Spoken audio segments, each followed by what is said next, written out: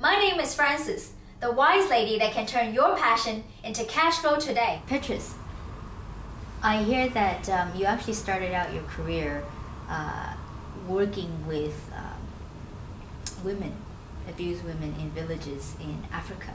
Yeah. I'm curious, what took you into those villages? You were a student, and why would you even want to go? Well, you know, if you're a student and a mad student at that, then people come to church and they present opportunities to make a difference. And I remember listening to this person talking in church and saying, "Listen, there's a real need. We've got a place for you to make a difference." And I looked at it, and at that stage there were a lot of violence in the squatter areas in South Africa. And I thought to myself, you know, well, am I willing to risk my life to try and make a difference? And in fact, if you're a student, you don't think long about it, because the vision of actually giving something back was just overwhelming to me. And I went into this area, and I got to know the poorest of the poor people in a relatively short space of time. And I got to know their hearts and their struggles, and their concern for their children, and their pain. And that made going back into those dangerous areas just a no-brainer. And how old were you? I just finished my military training, so I was, I guess, if I think back, 18, 19, about 19, 20, yeah. Wow. And what did you learn about either wealth or poverty or lack of wealth?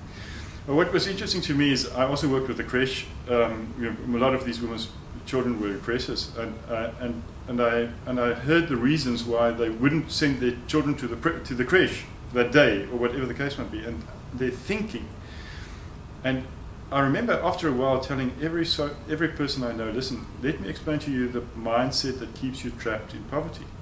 And I was explaining to everybody, listen, this is the mindset. If you can never ever get out of poverty if you're part of that poverty culture without somebody outside helping you, because that mindset will keep you trapped forever.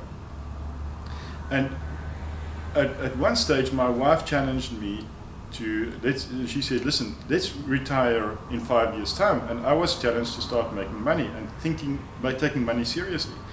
And I remember the first thing that happened to me was the realization of, when I read some books, is the realization I could see what kept people in poverty, trapped in poverty, clearly 15 years ago. And it then took me 15 years to see what kept me trapped in middle-class thinking.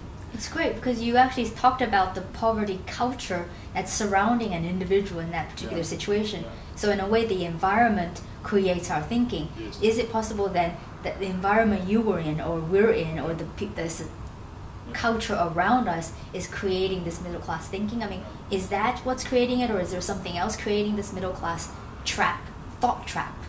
Well, first of all, there's the sentence I heard somebody that said, the advantage of the outsider.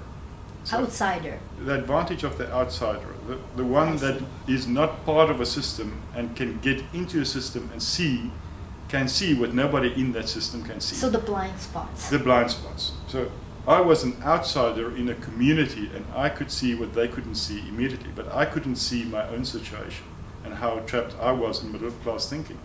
And once I saw what middle class thinking was like, the whole way we thought, we're thinking that we never have to deal with money problems, or avoiding money problems through studies, through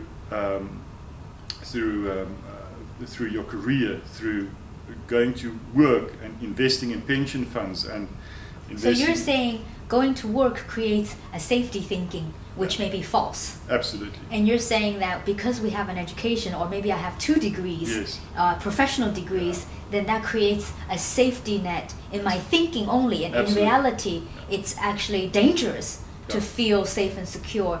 And in reality, it's actually dangerous never to learn the investment mindset. Absolutely. It is more than dangerous. It is fatal. It is fatal. Fatal. Fatal. Fatal. Why is that? In our time. So you're saying it could, I mean, without killing you, it's killing you. Yeah. You know, so many people that I meet are trapped in this middle class thinking. hate what they do, but they cannot survive more than 3 or 4 months without an income. So what do? They've never learned to solve money problems. They cannot bridge themselves to the next career or something that they want to do that they're really passionate about. So they're stuck in this. In the end, they start hoping that one day when they retire, they will be able to do what they're really passionate about and love. And that kills you. When your soul dies, you die. And you don't have a reason to live for. And if you've got to think to yourself, okay, so how long before I actually can retire and afford to do what I do? And then by the time you retire, of course, you've got to live on a lower budget. Lower budget, because you hadn't planned for it. You haven't planned for it. So it is fatal. It kills your soul. It kills the purpose. Your joy. Your joy. What makes you alive? If something touches your heart, and at the moment your heart is touched, because you're passionate about it, you're fully alive, you're fully present, your eyes lit up, you're right there in that conversation.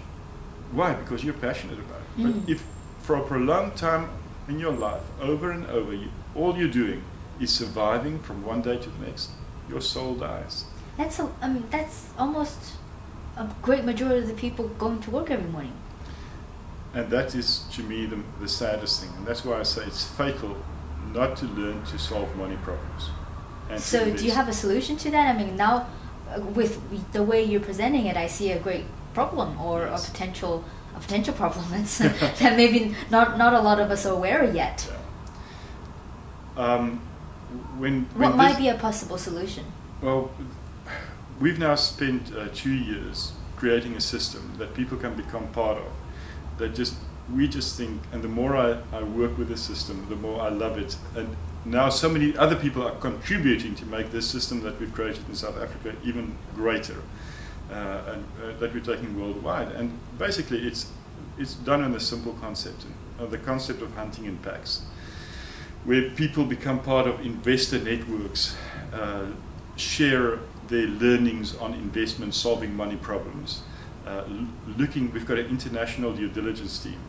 So this team would look at 70, 80, 90 opportunities a month, choose the best opportunities in different categories, cash generating categories, property categories, speculative asset categories, whatever the case might be. They will choose the best investment opportunities, do a due diligence study, and then present it to these investor hubs or networks.